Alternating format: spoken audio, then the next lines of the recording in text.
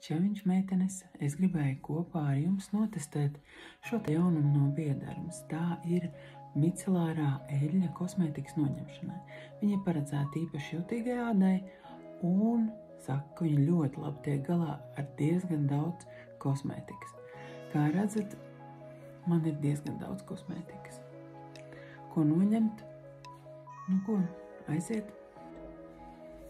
Pirmais solis paņemam un uz savus sānas, uz kuras ir kosmētika,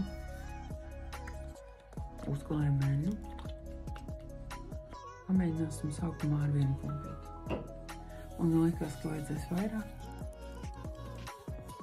Un masējam iekšā.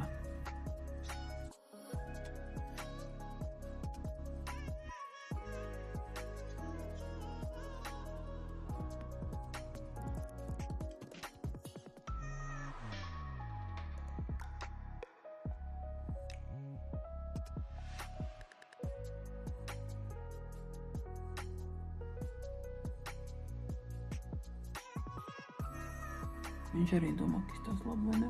Izstās labi.